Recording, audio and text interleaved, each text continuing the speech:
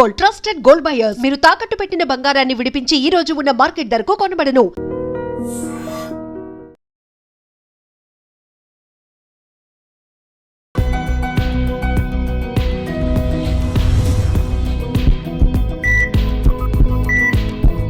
నమస్తే, welcome to healthy conversations with IT media. నేను మీ Jhansi. So ఈరోజు మనతో ఉన్నారు వంటింటి చిట్కాలకు కీరపట్టేసిన మధుసూదన్ శర్మ గారు, ఎండి ఇన్ ఆయుర్వేద. సో ఆముదం గురించి మనం మాట్లాడుకుంటున్నట్లయితే పూర్వకాలం అంటే ఇంతకుముందు ఒక 100 years ముందు కానీ అట్లా చూసుకున్నట్లయితే ఆముదాన్ని చాలా విరివిగా యూజ్ చేసేవాళ్ళు అనమాట. వంటల్లో కానివ్వండి, బ్యూటీ ప్రోడక్ట్స్లో కానివ్వండి, హెయిర్ ప్రోడక్ట్స్లో కానివ్వండి. బట్ ఇప్పుడు ఆముదం వాడాలి అంటే ఒకలాంటి ఇబ్బంది, ప్లస్ రీసెంట్గా వస్తున్న కొన్ని న్యూస్లో కూడా ఇంకా మనకి ఆముదం వాడే ఆ యూజేజ్ని చాలా తగ్గిస్తున్నాయి. సో ఈ విషయం గురించి మాట్లాడదాము. నమస్తే సార్. నమస్తే. సో రీసెంట్గానే ఒక న్యూస్ ఏంటంటే ఆముదం తాగడం వల్ల చనిపోయారు. ఆముదం అనేది ఇప్పుడున్న జనరేషన్లో ఈ ఆహారపు అలవాట్లకి తీసుకోకూడదు అని చెప్పి. సో ఇందులో వాస్తవం ఎంత ఉంది సార్? సో కరెక్ట్గా పద్ధతి ప్రకారము ఆముదం వాడుకోవడం వల్ల ఎలాంటి ఇబ్బంది ఉండదమ్మా. పూర్వకాలం మొదట్లోనే మీరు ప్రస్తావించినట్లు పూర్వకాలము అప్పుడప్పుడు ఆముదాన్ని ఆహారపరంగా అంటే ఒక ఔషధంగా వాడేవాళ్ళు, అదేవిధంగా సౌందర్య సాధనంగా వాడేవాళ్ళు, హెయిర్ ఆయిల్స్ ఇలాంటి వాటిలో కలిపి వాడేవాళ్ళు, కొన్ని రకాల జబ్బులు కూడా ఆముదాన్ని వాడేవాళ్ళు ఒక ఔషధంగా. కాబట్టి అలాంటి పరిస్థితి ఏర్పడినది పూర్వకాలం నుంచి ఎన్నో ప్రాబ్లమ్స్ వచ్చాయమ్మా. కాబట్టి దాన్ని సరైన పద్ధతిలో సక్రమంగా సరైన డోసులో పద్ధతి ప్రకారము అవగాహన కలిగి ఉండి ఆరోగ్య స్పృహ కలిగి ఉండి వాడటం వల్ల ఎలాంటి ఇబ్బంది ఉండదమ్మా. మరి పూర్వకాలము హెయిర్ ఆయిల్స్లో ఆముదం వాడేవాళ్ళు, తర్వాత ఈ కొబ్బరి నూనె ఇలాంటివన్నీ మళ్ళీ వచ్చాయి, కానీ పూర్వకాలం అంతా అదే వాడేవాళ్ళు. అట్లే మరి పూర్వకాలము ఆముదం వాడేటువంటి వాళ్ళు కాబట్టి వాళ్ళకి వేడి తత్వం ఉండేది కూడా కాదు. పూర్వకాలం ఎక్కువ ఎండలో శ్రమ చేసేవాళ్ళు, ఆముదం వాడుకోవడం వల్ల బాడీ కూల్ అయ్యేది. అంతేకాకుండా మరి ఈ యొక్క చుండ్రు సమస్య కూడా వాళ్ళకి ఎక్కువ ఉండేది కదమ్మా. ఇప్పటికి కూడా మంచి స్వచ్ఛమైనటువంటి ఆముదాన్ని వాడేటువంటి వాళ్ళలో చుండ్రు శాతం తక్కువగా ఉంటుంది. మీరు బాగా గమనించండి. ఉదాహరణకి గ్రామ ప్రాంతాల్లో ఈ ప్రాంతాల్లో ఇప్పటికి కూడా ఆముదం వాడకం ఎక్కువ ఉందమ్మా. వాళ్ళకి వంట ఆముదం అని చెప్పేసి దొరుకుతుంది, మంచి ఆముదం దొరుకుతుంది. సో ఆ ఆముదాన్ని వాడుకోవడం వల్ల వాళ్ళకి ఈ చుండ్రు సమస్య మిగతా వాళ్ళతో పోల్చుకుంటే తక్కువ. ఇప్పుడు పట్టణాల్లో నగరాల్లో నివసించే వాళ్ళు మరి ఇతర ఆయిల్స్ వాడుతుంటారు. వాళ్ళు ఇంచుమించు దాదాపు వారంలో 2-3 రోజులు కానీ లేకపోతే రోజు తలస్నానం చేసేటువంటి పరిస్థితి ఉంటుంది. కానీ వీళ్ళలో ఇక డాండ్రఫ్ ఎక్కువ ఉంటుంది. మీరు బాగా గమనించండి. మరి విలేజ్లో వాళ్ళు ముఖ్యంగా ఎక్కువ శాతం మంది ఆముదం వాడడం ఒకటి, వాళ్ళు ఎప్పుడో పండగకో పబ్బానికో లేకపోతే ఏదో ఫెస్టివల్ టైంలోనో ఏదో అకేషన్ వచ్చినప్పుడే తలస్నానం చేస్తారమ్మా. సో జనరల్గా వాళ్ళ జీవన విధానం ఎక్కువ శాతం మందిలో ఎలా ఉంటుంది కాబట్టి అయినా వాళ్ళకు చుండ్రు రాదు, ఈ యొక్క హెయిర్స్కి సంబంధించిన సమస్యలు రావు, మనకే వస్తున్నాయి. కాబట్టి వాళ్ళు ఆముదం వాడుకోవడం వల్ల ఆ విధంగా జరుగుతుంది. అంతేకాకుండా మరి పూర్వకాలము భారతీయ వైద్యంలో సనాతన వైద్యంలో సంప్రదాయంలో భాగంగా చిన్నపిల్లలకి కడుపు ఉబ్బరంగా ఉండి మోషన్ కాకపోయినప్పుడు తల్లులు ఏం చేసేవాడంటే ఆముదంకి తమలపాకు తీసుకొని తమలపాకు మీద ఆముదం అప్లై చేసేసి కాస్త వెచ్చ చేసేసి ఆ బొడ్డు మీద పెట్టేవాళ్ళమ్మా. సో ఆ రసాయనిక ప్రభావం చేత కడుపులో అంటే బొడ్డు జీర్ణ వ్యవస్థలో కదలికలు జరిగేసేసి ఆ పిల్లలకి మోషన్ ఫ్రీగా అయ్యేందుకు ఉపయోగపడేది. తర్వాత జీర్ణాశయానికి సంబంధించినటువంటి రుగ్మతలు రాకుండా ఉండేందుకు కడుపు నొప్పి, కడుపులో అసౌకర్యము, కడుపులో పోటు, సంకటము ఇలాంటి సమస్యలన్నీ తగ్గిపోయి మరి మోషన్ కూడా ఫ్రీగా అయ్యేందుకు పూర్వకాలము మన పెద్దలు వాడేవాళ్ళమ్మా. తల్లు మరి పూర్వకాలం అందరికీ తెలిసినటువంటి వైద్యాలు ఇవన్నీ. కాబట్టి ఆముదం పైపూత మందుగా వాడుకోవడం వల్ల కూడా అంత అద్భుతంగా పనిచేసేటువంటి పరిస్థితి ఉందన్నమాట.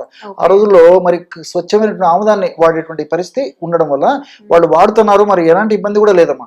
ఎందుకంటే జనరేషన్స్ టుగెదర్ వచ్చేటువంటి వైద్య విధానాలు, వాళ్ళు వైద్య విషయాలు ఇవన్నీ కూడా.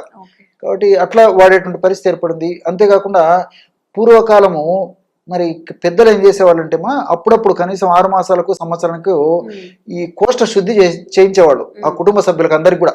అంటే పిల్లలు పెద్దలతో నిమిత్తం లేకుండా అప్పుడప్పుడు విరేచనానికి బేదికి వేసుకో అని చెప్పేసి పిల్లలకైతే సెలవు దినాల్లో కానీ లేకపోతే పెద్దలకు వాళ్ళకి అనుకూలంగా ఉన్నటువంటి రోజుల్లో వేసేవాళ్ళు అనమాట. సో దీనికి ఎలాగంటే 100 ml గోరువెచ్చని పాలల్లో ఒక 2 టీ స్పూన్లు ఆముదం వేసేసి తాపేవాళ్ళం అంతే.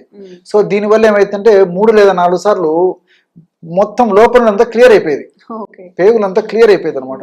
కాబట్టి లోపల చెత్త చెదారం పేరుకు పదార్థం అంతా క్లియర్ కావడం చేత కొత్త కొత్త జబ్బులు వచ్చేవి కాదు, వచ్చినటువంటి జబ్బులు కూడా త్వరగా తగ్గేటువంటి పరిస్థితి ఏర్పడుతూ ఉండేది అనమాట. కాబట్టి కాలక్రమంలో పాశ్చాత్య నాగరికత ప్రభావంతో మనం అన్ని మర్చిపోవడం చేతనే ఇలాంటి అనేక రకరకాల కొత్త కొత్త జబ్బులు కూడా మనం కొని తెచ్చుకునేటువంటి పరిస్థితి ఏర్పడుతుంది అనమాట. కాబట్టి ఆ విధంగా మోషన్ అయిపోతే ఇది అట్లే మరి అట్లా మోషన్ అయినప్పుడు కూడా మహా అంటే 3-4 సార్లు మోషన్ అయ్యి ఆగిపోయేవి. సో ఒకవేళ ఎక్కువగా మోషన్స్ అయ్యేట్లయితే వాళ్ళకు ఇంత మజ్జిగలో కాస్త పంచదార కానీ లేకపోతే ఏదైనా కాస్త ఇలాంటి పదార్థాలు లేకపోతే మజ్జిగలో పంచదార వేసి ఇచ్చేవాళ్ళమ్మా, ఎక్కువ వెంటనే తగ్గేదమ్మా, ప్రాబ్లం లేదు. కొంతమంది ఆముదం వాసన పడకపోయినటువంటి వాళ్ళకి ఏం చేసేవాళ్ళు, ఆముదం 2 చెంచాలు అయితే అల్లపు రసం 2 చెంచాలు కలిపించేవాళ్ళు కాస్త నీళ్ళలో కలిపి. సో ఆముదం వాసన కూడా ఉండేది కాదనమాట. లేకపోతే కొంచెం పసుపు కలిపించేవాడు కాస్త. సో కాస్త మిరియాల పొడి ఏదో ఒక రూపంలో ఆముదం వాసన తెలియకుండా చేసి కూడా ఇచ్చేటువంటి పద్ధతి మరి పూర్వకాలం నుంచి మన దేశంలో సంప్రదాయ వైద్యంలో భాగంగా వస్తుందమ్మా. కాబట్టి అనేక రకాలైనటువంటి జబ్బులు తగ్గేందుకు కూడా ఈ ఆముదాన్ని అవసరాన్ని బట్టి మిత ప్రమాణంలో మితంగా మరి శాస్త్రీయంగా తయారు చేసినటువంటి ఆముదాన్ని వాడేటువంటి పద్ధతి మనకైతే ఉందమ్మా. ఇందాక మనం మాట్లాడుకుంటున్నట్టు ఆముదం తీసుకోవడం వల్లనే చనిపోయారు, లేకపోతే ఆముదం తీసుకోకూడదు అనే వాదనల్ని మీరు ఏకీభవిస్తారా, ఏం చెప్తారు? ఓకేమ్మా, నిజంగా అందులో వాస్తవం లేకపోలేదమ్మా. ఎలాగంటే ఆముదంలో ఈ రిసిన్ అనేటువంటి పదార్థం ఉంది, అది హెపటోటాక్సిక్ మెటీరియల్ అని చెప్పి చెప్తుంటారు అనమాట. అంటే లివర్కి హాని చేసేటువంటి పదార్థం టాక్సిసిటీ, అంటే లివర్ని విషపూరితం చేసేటువంటి అంశ ఈ యొక్క రిసిన్. మరి ఆముదం గింజల్లో రిసిన్ ఉంది. కాబట్టి దీన్ని మనం అలాగే వాడినప్పుడు, ప్రెస్ చేసి వాడినప్పుడు కొంత శాతం దాంట్లో ఉండేటువంటి పరిస్థితి. కానీ మన పూర్వకాలం మందికి వంట ఆముదం వాడేవాళ్ళమ్మా. ఎప్పుడైతే ఈ యొక్క ఆముద విత్తనాలను కానీ అదేవిధంగా ఆముదాన్ని కానీ మనం వేడి చేస్తామో, వండుతాము, అప్పుడు అందులో ఉన్నటువంటి రిసిన్ అనేటువంటిది నశించిపోతుంది అనమాట. హెపటోటాక్సిసిటీ అనేది లేకుండా పోతుంది అనమాట. ఇప్పుడు ఎప్పుడైతే వేడి చేస్తామో కొద్దిసేపు వేడి చేసరికి ఇది తగ్గిపోతుంది. కాబట్టి రిసిన్ అనేది ఎప్పుడైతే తగ్గిపోతుందో ఇది చాలా సమర్థవంతంగా దేహానికి అన్ని రకాల ఉపయోగపడే విధంగా తయారవుతుంది, కానీ హానికరంగా పరిణమించేటువంటి పరిస్థితి ఉండదు. ఇంకోటి ఏంటంటే ఈ ఆముదంలో రిసినిక్ యాసిడ్ అని చెప్పేసి మరొక పదార్థం కూడా ఉందమ్మా. ఈ రిసినిక్ యాసిడ్ అనేటువంటి పదార్థం ఉండడం వల్లనే మోషన్కి మన వాళ్ళు పెద్దవాళ్ళు ఇచ్చినప్పుడు మరి ఆ రిసినిక్ అనేటువంటి యొక్క పదార్థం ఉండడం చేత ప్రేవుల్లో మ్యూకస్ ను అంటే జిగురు పదార్థాన్ని ఎక్కువగా ఉత్పత్తి చేసి లోపల ఉంటే చెడునంతా తొలగించేందుకు కూడా రిసినిక్ యాసిడ్ ఉపయోగపడుతుంది. కాబట్టి ఈ పద్ధతిలో ఆలోచన చేసి మరి సమర్థవంతంగా చక్కగా తయారు చేసుకొని వాడుకున్నట్లయితే ఎలాంటి ఇబ్బంది ఉండదు. కానీ ఇక్కడ కొన్ని జాగ్రత్తలు కూడా తీసుకోవాలమ్మా. ఎలాగంటే ఉదాహరణకి గర్భవతులు వాడకూడదు, గర్భస్రావం అయ్యేటువంటి అవకాశం ఉంటుంటుంది. చాలా మందికి ఏదో ఆముదం వాడమని చెప్పాము కదా, మళ్ళీ వాడుకోవడం వల్ల కొన్ని ఇబ్బందులు కూడా, అంటే ఈ యొక్క గర్భసంచి యొక్క సంకోచ వ్యాకోచాన్ని ఎక్కువ చేసేటువంటి గుణము ఆముదంలో ఉన్నటువంటి కొన్ని రసాయన పదార్థాల వల్ల ఉంది. కాబట్టి గర్భవతులు వాడకూడదు. మరి బాలింతలు వాడవచ్చు.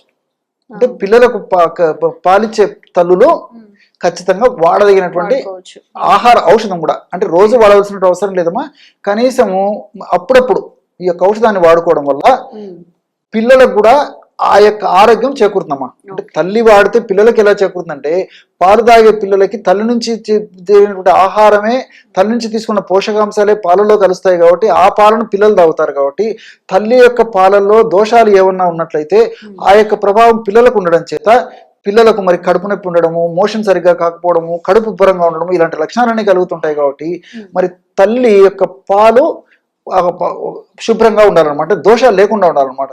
దోషాలు లేకుండా ఉండాలంటే ఆముదాన్ని ఉపయోగించుకోవాలి.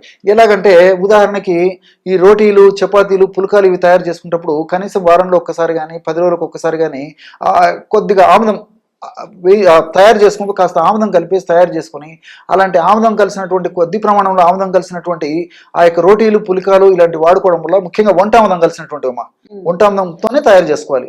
పుల్కాలు ఇలాంటివి వాడుకోవడం వల్ల తల్లి యొక్క స్తన్యంలో కూడా ఆ ప్రభావం ఉండి ఆ యొక్క స్తన్యాన్ని పిల్లలు తాగినప్పుడు పిల్లలు కూడా ఇలాంటి ఇబ్బంది లేకుండా ఉంటుంది. కాబట్టి మల్టిపుల్ బెనిఫిట్స్ ఉంటాయి మాకు. కాబట్టి బాలింతలు వాడుకోవాలి, గర్భవతులు మాత్రం వాడుకోకూడదు.